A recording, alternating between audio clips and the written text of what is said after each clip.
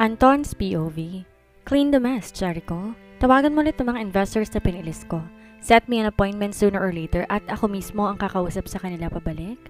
Nakangising pagkausap ni Anton sa empleyado niya. Yes sir, konti na lang, mission accomplished ka na po. Lalo siyang nangisi. Sinulyapan niya si Jewel na mahimbing pa rin natutulog sa kama niya. I know right, and thanks to you. Siguraduhin mo lang na walang ibang makakaalam nito. Kundi dalawa tayong mananagot. Humalakhak ito at nangapang ititikom ang bibig. Pagkatapos ng tawag, tinignan niya ang oras sa relong pambisig. Alas 9 na yon ng umaga. Nakaayos naman siya pero hindi niya maiwan-iwan sa Jewel mag-isa sa kondo niya. Balak niya sana tong gisingin, ngunit nang maalalang pinagod niya ito, ay pinigilan niya ang sarili. Napangisi siya sa naisip. Lahat ng plano niya sumasang-ayon sa kanya. I will leave you here for a while, but I'll be back soon. Bulong niya rito kahit pa mahimbing ang tulog nito. Inayos na lang ang kumot nito bago lumabas ng kondo. Sakto naman nakita niya sa labas si Jasmine. Nakamokmok tong nakasandal sa pader habang ang nani nito problemadong namewang. Let's go back inside na, Jasmine. Your mommy will go home soon. Dinig niya ang paliwanag ng yaya. No, I will wait for her here. She did not come home last night. Humikbito, tinukod ang mukha sa tuhod nito. Nakonsensya siya na may anak nga palang naghihintay dito. Jasmine, we will call the police. Napatigil ang yaya sa pagsasalita nang lumapit sa kanya. Pinagsalubong niya ang kilay at lumuhod sa harap ni Jasmine. What happened? Tanong niya sa yaya. Sir, kasi simula po kagabing umalis si Ma'am Jewel, hindi pa po umuwi. Kanina pa po umiiyak si Jasmine.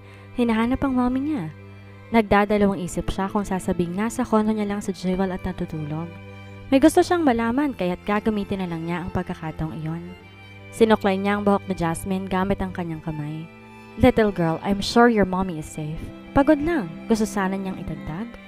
Nag-angat to ng tingin sa kanya. Namilog ang mata at kita niyang nagdingning ang asul nitong mga mata. Hanggang ngayon, di niya matanggap na asul ang mga mata nito. Uncle Guapo? Oh my gosh, this is my Uncle Guapo, Yaya Melly. Tumayo to at tumalon-talon. Nawala na rin ang pag-iyak nito. Pilit siyang umiti. Tumayo na at pinigilan ng bata sa pagtalon. Calm down, little girl. Are you happy you saw me? Yes, super. I need your help, by the way. My mommy is missing. Can you help us find my mommy? Muling lumungkot ang boses nito. Napakamot sa batok si Yaya Melly. Humingi pa to ng pasensya sa inakto ng bata. Sir, pasensya na po talaga. Baka maistorbo po kayo ni Jasmine? Umiling siya at ngumiti. That's fine. Ako na pong bahala sa kanya. Po, babantayin niyo po si Jasmine pero... Ngumiti siya para pumayag ito. Lilibangin ko lang. We're just going to buy ice cream and then I will send her back here. Ayaw pa sana pumayag ng gaya nito pero nang makitang natawa si Jasmine ay pinayagan din siya. Dinala niya ang bata sa convenience store at binilhan to ng ice cream. Ngayong malapitan at natitigan ng bata, napansin niyang hindi niya to kamukha. Hindi rin to kamukha ni Jewel. My Uncle Floyd called last night. He was looking for mommy. He called again earlier and he was furious already. Kwento na Jasmine pero ang tingin ay nasa kinakain na ice cream. Did he shout at you? Well, he did. He always does. But he said sorry right away, so it's no big deal. Kumibit balikat ito. Di niya alam ngunit kumuyom ang kamao niya na malaman yon.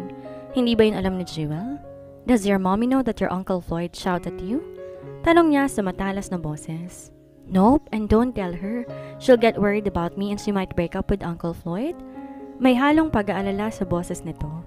Napangisi siya. Kung gano'n lang kadali na naghihiwalay ang dalawa, siya na mismo ang magsasabi kay Jewel. I don't want her to be alone again, Uncle Guapo. My mom deserves to get married in a church. Napaawang ang labi niya. Para siyang pinaringgan na hindi pinakasalan si Jewel sa simbahan. Your mommy is still married. It is just right that he should break up with that Floyd. Napaangat to ng tingin sa kanya. Mukhang din ito naintindihan na sinabi niya. My mommy is married? You're donking, Uncle Guapo. She never married anyone. Umiling-iling pa ito. Bakit nga ba niya sinasabi yun sa bata? Wala naman tong kinalaman. Why would you want Floyd to marry your mother when in fact he can hurt you? Walang ngiting tanong niya rito. Napayako ang bata at bumagsak ang mga balikat. She's happy with Uncle Floyd. She deserves to be happy so I will be happy for her. Napaiwas siya ng tingin nang umigting ang panga niya sa narinig. Kumuyom muli ang kamay niya. Bakit ba siya nasasaktang malaman na masaya to sa boyfriend nito? Bakit? Hindi ba to sumaya nung kasama siya? Do you really think she will be happy if she finds out that Floyd... Shh! That's our secret, Uncle Guapo. No one should know about that. Pinanlakihan pa siya nito ng mata. Nagsalubong ang kilay niya. May sekreto na nga siya kay Jewel, may sekreto pa siya sa anak nito. Di pa rin siya pabor sa gustong mangyari ng bata. That is not right. You should tell your mommy. Do not let the bad guy marry her. Pagdidiin niya. Gusto niya murahin ang sarili. Para yata sa kanyang sinabi niyang yon. Siya na naging masama dahil dito. Your mom doesn't love you if she chose Floyd over you. Paninira niya. Bumagsak ang balikat ng bata sa narinig. You think so?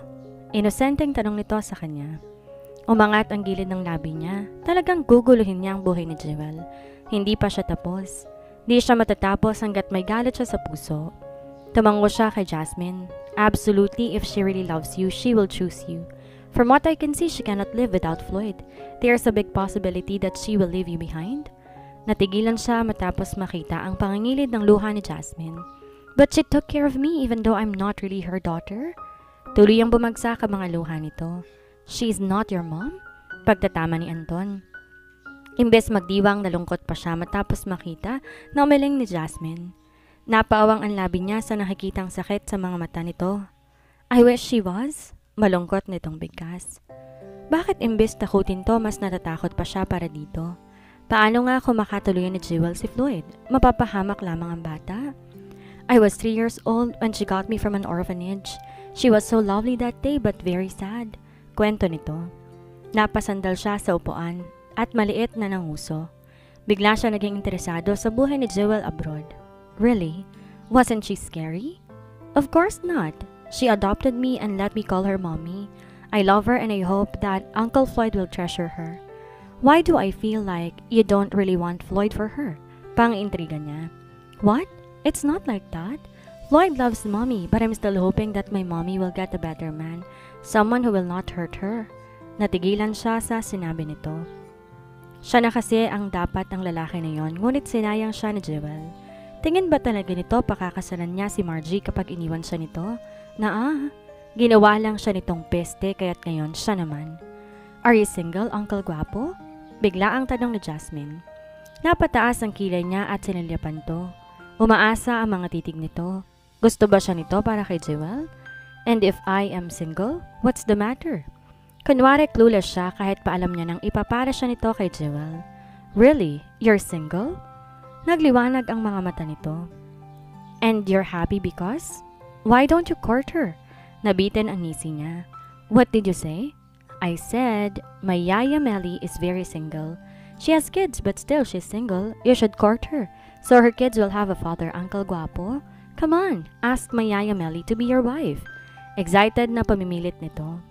Napaubo siya bigla. As in, ubo na walang katapusan. Naalala niya bigla ang ginang na tagabantay nito. Parang nanay niya na yon. Ha? Are you alright, Uncle Guapo? Sinilip nito ang mukha niya kaya umiwas siya ng tingin. You don't like my Yaya Melly? Ines na tanong nito. Ha? I didn't say that. Jasmine, oh God, baby, what are you doing there? Sabay silang napalingon na Jasmine matapos marinig ang boses ni Jewel. Di niya alam kung matutuwa siya na makitang tumatakbo ito, suot ang long sleeve at boxer niya. Parang gusto niyang mainis nang sulyapan to ng gwardya at ilang lalaking nadaanan nito. Umigting ang panga niya. May kailangan sila. Mommy, I'm here. I was looking for you as well. Sinalubong ni Jasmine si Jewel. Agad tong niyakap at tinagkan si Jewel. Tamad siyang sumandal at tinitigan ang dalawa. Maganda sana sa mata kung sa kanya sila pero ngayon masakit pang tingnan. You did not come home last night. Ako sa ni Jasmine. Sinulyapan siya ni Jewel kaya tinikwas niya ang kilay. I'm so sorry baby. I was so lost and I didn't know how to go home. Let's go back to the unit. Liko nito sa usapan. Mommy, next time, ask me to go with you. I know the way home. Pagmamaktol ni Jasmine. Nakagat niya ang ibang labi nang ngumiti si Jewel. Ngiting alam niyang bibigay din sana nito sa magiging anak nila. Hindi niya na dapat pangarapin iyon. I'm fine, baby. It's good to hear that you are not with me because I saw a monster last night. He was so scary. Monster? Mommy? Did the monster bite you? Tarantang tanong ng bata.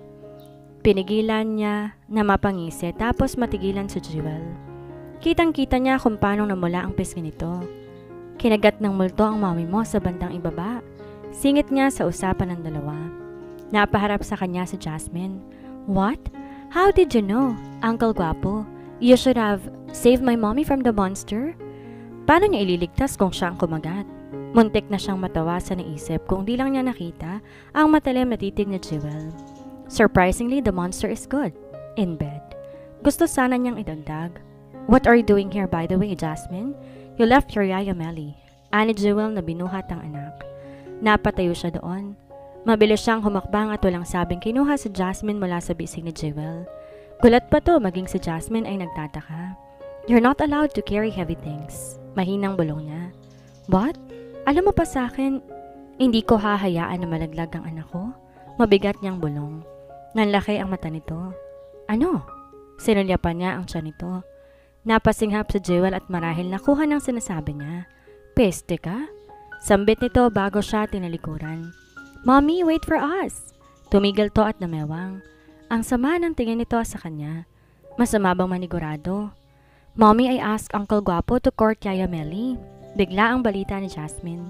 Marahil naalalang pinag-usapan nila. What, baby? You asked him to court your Yaya Melly? Pigil ni Jewel ang matawa.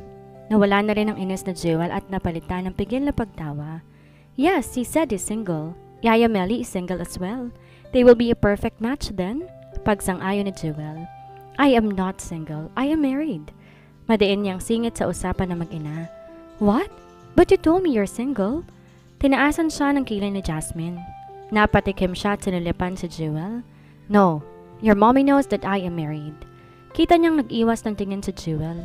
Suminghap ito ng mahina at mabilis kinuha mula sa kanya ang bata, binaba para mahila pabalik sa building. He's saying nonsense. Let's go, anak. Panghihikayat nito. Mabilis niyang pinigilan ang braso ni Jewel, dahilan upang mapatigil to. Well, we both know I am married, Missy, and you agreed about our dirty little secret. Paalala niya rito. Shut up! Tuparin mo muna ang sinabi mong tutulungan mo si Daddy. Madiing bulong nito bago tuluyang ikiya papasok ng building si Jasmine. Umigting ang panga niya habang sinusundan to ng tingin. Nahuli niya pa ang gwardyang titig na titig ulit sa likod ni Jewel. Galit siyang lumapit sa gwardya at hinawakan to sa kwelyo. You're fired. You don't have any right to stare at my wife. Gigil niyang bigkas bago to bitiwan. Jewel's POV. Don't go with him again, Jasmine. Paalala ni Jewel sa anak. But Uncle Guapo is kind. He's perfect to match Yaya Melly, right, Yaya? Nilingon pa nito si Yaya Melly na nag-aayos ng buhok. Ano bang sinasabi ni Jasmine, ma'am? Gusto niya po na ligawan kayo ni Anton? Po? Susmi yung bata, ang tanda ko na sa ganyang ligaw-ligaw. Baka mamaya tumayo mula sa libingan ng asawa ko at paluin pa ako nun. Napahalakak siya habang si Jasmine naguguluhan. I don't understand, Mommy. Umiling siya rito at hinagkan niya na lamang ito sa noo. There are things that are not allowed to be discussed with kids. Behave here, I will go now. Nakasimangot pa ito pero kumaway na siya. Pagbukas niya naman ng pinto nawala ang ngiti niya. Naroon na si Anton, nakasandal sa pader, at kunot noong nakatingin sa rilong pambisig nito. We will be late. Tamad nitong bigkas bago umayos ng tayo. Umirap siya at nauna nang naglakad. Pupuntahan ko muna si Daddy sa kulungan. Wala na sa kulungan ng Daddy mo. Sa kumpanya na tayo dumiretso. The stakeholders are waiting. They're expecting you to be there. Nanlamig siya sa sinabi nito. Sanay siya sa harap ng kamera pero hindi kapag maraming professionals ang kasama. Kaya ba niyang humarap sa mga to at magpaliwanag? Niwala siyang ideya ano ba talaga ang nangyari sa kumpanya nila. Nandoon ba ang Daddy ko? Maingat niyang tanong. Wala. Gusto ba bang mabato siya ng kamatis sa mga empleyado niya? Sarkastikong tanong ni Anton. Tinikom na lang niya ang bibig. Mukhang dito nang bibiro sa pambabato ng kamatis. Nang makarating kasi sila, pinaulanan ng kamatis ang sasakyan ni Anton matapos malamang kasama siya sa loob. Nadumihan na ang sasakyan mo. Let it be. I can buy another one anyway. Ang yabang talaga ng lalaking to. Ipalinis mo na lang yan sa car wash. Himalang di nito pinatulan ng sinabi niya. Giniya siya nito papunta sa elevator. Lumayo siya rito, mahirap na. Baka makagwapa sila ng milagro sa loob. Just remember that you don't need to explain anything. I will take charge of everything. Paalala nito. Ha? Pero paano kung ako ang tinanong? Hindi ko alam ang ikot ng negosyo ng daddy ko? Exactly. Just keep quiet and never speak. Tuturuan kita bukas hanggang kaya mo na. I have my own company to take care of. Hindi ko maibibigay ang buong oras ko sa'yo. Napamaang lamang siya at umingos. Tingin ba nito gusto niya lang tong kasama magdamag? And about our secret and agreement, stay quiet about it. Dagdag na paalala nito. Di ako sira para sabihin kabit ako ng isang Montero. Good. Another one, don't ever talk to your fiancé when you're with me. Baka parusahan kita. Blah, blah. Gagawin ko ang gusto ko. Huwag mo akong pigilan lalo pat di naman kita pipigilang kausapin ng asawa mo. Inirapan niya to bago na unang lumabas sa elevator. Napahinto siya matapos maalalang marami siyang nakikitang negosyante sa loob ng conference room. Sinulyapan niya mula sa likod si Anton. Madilim ang tingin nito at basta na lang siyang nilagpasan. Hoy, sandali! Pilit na tong hinabol kahit pa nahihirapan siya sa taas ng heels niya. Bigla tong humarap at bumaba ang tingin sa paa niya. Akala niya tatanggalin ito ang heels niya pero muli tong tumalikod at dumiretso sa conference room. Aba, peste talaga. Bulong-bulong niya. Huminga siya na malalim. Kinakabahan siya pero para sa daddy niya, kakailanganin niyang magmukhang seryoso. Kahit pa iniwan na siya ni Anton sa labas, naglakas loob pa rin siyang tumuloy sa loob. Lahat sila'y natigilan ng buksan niya ang pinto. Di niya mabilang kung ilang pares na mga mata ang nakatitig sa kanya. Kita niya pa nasa harap na si Anton, sa pinakagitna, nakaupo sa swivel chair na dapat ay sa kanya. Jewel Trollano? What are you doing here? Ano na isang ginang na nakapostura at angat ang mga suot ng gintong alahas. Lumipad ang tingin niya kay Anton. Nangingi ng saklolo rito pero mukhang wala naman tong pakialam. Nakatitig lang to, tinihintay siyang magsalita. I am the youngest daughter of Melvin Carillo. Pinilit naman niyang di magtunog na kinakabahan pero nautal pa rin siya. Nangunot ang noo ng marami. What? Excuse me, but Melvin Carillo has only one daughter. Matari na pagtatama ng isa pang ginang. She is not lying. She is the illegitimate daughter of Melvin Carillo. Ana bigla ni Don Dante. Napaangat siya ng tingin sa matanda. Hindi niya ito napansin kanina pero ngayon nakita ito, dumoble ang kaba niya at siya nang mamahala sa kumpanya simula ngayon. Malamig na dagdag ni Anton. Seriously, akala ko ba nabili niyo na itong kumpanya? Don Dante, bakit nandito ang bastarda ni Melvin? Anang matari na ginang kanina. Kumuyom ang kamao niya. Sa bagay, hindi naman siya formal na nagpakilala ng ama niya. Well, check all of your files. Nakalagay dyan si Jewel Trollano ang nagmamayari ng kumpanya. Yes, she is the owner and she will be the next CEO. Tamad na paliwanag ni Anton. Dinig niyang nagsinghapan ng marami sa kanila. That can't be. Kailangan magbotohan para sa bagong CEO. Hindi pwedeng ang bastardang anak ni Melvin ang mamamahala. Galit na sigaw na isang matandang mas chubby pa yata sa kanya. That's true.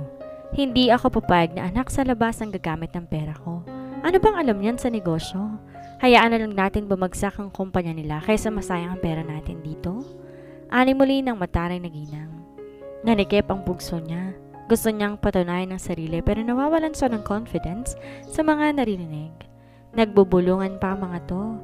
Nagurat na lang siya na isa-isang mag-alisa ng mga nandun. This is useless. Kung hindi rin lang Monterong mamamalakad sa kumpanyang to, hindi na rin ako mag-i-invest dito. Ani pa na isa na basta na lang siyang nalagpasan. Napaawang ang labi niya at muntik pang matumba na nagpasan siyang bigla. Ang iba sinasadya pa siyang tamaan.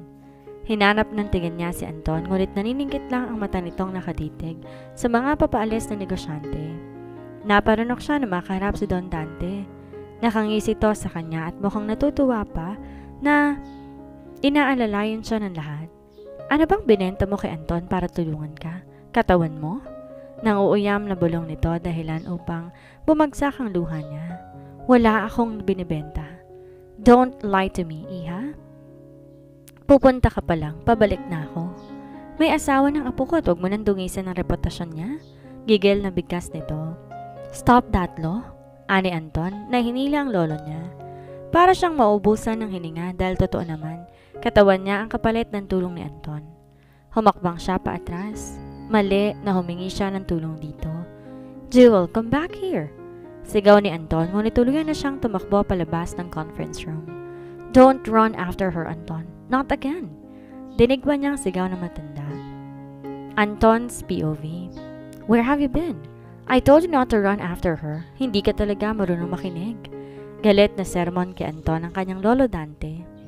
Pinagsalubong niya ang kilay at di sumagot. Dumiretso siya sa bar area nila para kumuha ng alak. Hinabol niya nga kanina sa Jewel pero matapos makitang sumakay ito sa taxi ay hindi na siya humabol. Malamang uuwi na lang yon sa kondo nito. Tinawagan niya na lang ulit ang ilang investor para makumbinse, ngunit nahirapan siya. God, Anton, kailan ka ba matututo? Bakit kasi hanggang ngayon hindi mo pa ipasa ang annulment paper ninyo? Pagpapatuloy ng lolo niya. Maling desisyon yatang umuwi siya sandali sa mansyon. Pumikit siya na mariin. Ayaw niyang masagot ang matanda. Wala siya sa mood at gusto lang uminom ng alak. Lo, kuya is up for revenge. Hayaan mo muna siyang gawin ang gusto niya. Ani Aldrin na inabutan siya ng baso ng brandy. Sumandal siya sa bar counter at inisang lagok ang binigay ng kapatid. Di niya mapigil na ipagtagi sa mga ngipin. Nagsisimula pa lamang siya. Pero parang gusto niya na mag-back out sa sariling plano niya. Revenge? Tingin mo ba makakatulong sa'yo? Imbes na negosyo mong isipin mo, nagsasayang ka ng oras dyan sa babaeng yan. Tandaan mo, iniwan ka niyan at bugok ka kung babalikan mo pa yan. Humigpit ang hawak niya sa baso. Pinirmi ang labi at matinding pagpipigil ang ginawa niya. Wag lang masagot ang lolo niya. Malaki pa rin ang pasasalamat niya nito lalo pat ito ang tumulong sa kanya. Sa mga panahong iniwan siya ni Jewel. Law, stop that. Anton knows what he was doing. Take a rest, no? Ang Kuya Andre niya yun. Dinig niyang bumulong-bulong pa ang lolo niya pero iniwan din naman sila. Pagmulat niya na mata niya nakasandal na sa tabi niya, ang Kuya Andre niya. Nagsasalin to ng brandy. Si Aldrin naman pasimsim lang sa hawak na baso. I heard what happened in the meeting. Are you happy, Anton? Masaya ka bang makita sa Jewel? Malamig nitong tanong sa kanya. Napasapol si Aldrin at umiwas ng tingin. Siya naman nagsalin muli ng alak sa baso. It was satisfying. Satisfying to see her crying? Sira ka ba? Brutal nitong bigkas sa kanya. May kalakasan niyang ibinaba ang hawak na baso. Akala ko susuportahan mo ako, kuya? Hinanakit niya rito. Ano bang suportahan gusto mo? Suportahan kita sa masamang gawain? Have been there, Anton. Believe me, hindi nakakatuwang maging halimaw. Natahimik siya sa sinabi nito. Para siyang sinampal ng katotohanan. Pag-isipan mo yung ginagawa mo. Kung hindi mo na mahal, bitawan mo. Kung mahal mo naman, suyuin mo. Hindi nakakababa sa pagiging lalaki kung ikaw ang lalapit. Dinig niyang mahinang natawa si Aldrin kaya't sinamaan niya to ng tingin. Di naman siya nito pinansin. Paano niya pa susuyuin? Ikakasal na sa iba sa Jewel, kuya? Daldal ni Aldrin kay Andre. Mabilis na tong sinipa sa paa sa pagiging madaldal. See? I think you're just jealous. Konklusyon ng Kuya Andre niya. I am not jealous kahit magsama pa sila. Talaga ba? Parang ini-stalk mo pa lang sa internet, Jewel. Shut up, Aldrin. I told you, I was in it for revenge and not to get back with her. Pagdidiin niya. Anong gagawin mo kapag nalaman niyang ikaw rin naman ang nagpabagsak sa kumpanya nila? Makahulog ang tanong ng Kuya Andre niya. Magagawa niya pa yun ng paraan? Tss, ayusin mong desisyon mo sa buhay, Anton. Huling hirit nito bago sila iniwan ni Aldrin. Muli siyang nagsalin ng alak. Kahit nasa maling landas siya, gagawin niyang tama. Bakit di mo na lang kasi sabihin na kasal pa kayong dalawa? Singit ni Aldrin. Kinunot niya ang noo. And then what? She will ask for an annulment to marry that Floyd guy? No way! Kumibit balikat ang kapatid. Mali mo naman hiwalayan ni Jewel yung Floyd na yon kapag nalaman niyang kasal pa kayo. Natatawa siyang nailing. I don't think so. Pero gusto kong magkabalikan kayo. Tinaas baba pa ni Aldrin ang mga kilay. Nabitin sa pag-ere ang pag-inom niya ng alak. You are talking nonsense. Humanap ka ng libangan mo, Aldrin. Inis niyang bigkas bago lumabas. Ligawan mo muna yung anak niya para makuha mo yung nanay. Pahabol na sigaw ng kapatid. Napamura siya at mabilis sumakit sa kwarto niya. Malakas niyang sinara ang pinto at binagsak ang sarili sa kama. Napatitig siya sa kisame at napangitin ng mapait. Such a damn life. Bulong niya sa hangin bago pumikit. Samantala, pagising ni Anton sobrang sakit ng sentido niya. Mas lalo pang sumakit iyon matapos malaman ng empleyado niyang si Jericho na talagang ayaw nang bumalik ng mga investor na Jewel na siya rin naman na nagpaalis. Offer them a good benefit. You find a way. Sir, ayaw na po nila. May humarang po yata sa transaksyon at sinira na ng tuluyan ang kumpanya. Ni isa sa kanila ayaw na ring magtiwala sa iyo. Muli siyang napamura sa inis. Sariling kagagawan niya ang trumaitor sa kanya. Sir, baka po tuluyang bumagsak na ang kumpanya nila. Hindi na po natin mababawi. Tsaka dinig ko po isusuplong kanila kay Melvin Carillo. May takot na balita na lalo nagpaigting sa panga niya. Gusto niya nang ihagis ang hawak na cellphone. Hindi ito ang plano niya. Paano niya mapapaikot si Jewel kung masisira din ang pangalan niya? Wait for me there. Gawa natin ang paraan. Tatanggalan kita ng trabaho kapag iniwan mo ako sa area, Jericho. I swear. Mas masakit mawalan ng trabaho kaysa pagtataray sa'yo ng crush mo? Seryosong banta niya. Parang di naman to nakinig sa kanya dahil wala itong reaksyon. Basta ang narinig niya sa kanyang linya ay ang tunog ng upuan. Marahil ay tumayo ito. Jericho! May narinig siyang mangyayabag bago marinig muli ang boses ni Jericho. Sir, isa na naman pong problema. May kaba ang boses nito. Ano na naman? Sir, nasa kumpanya po si Melvin Carillo at hinahanap ka. Kasama po nito si Miss Jewel. Kinakaba ang imporma nito dahilan upang matigilan siya.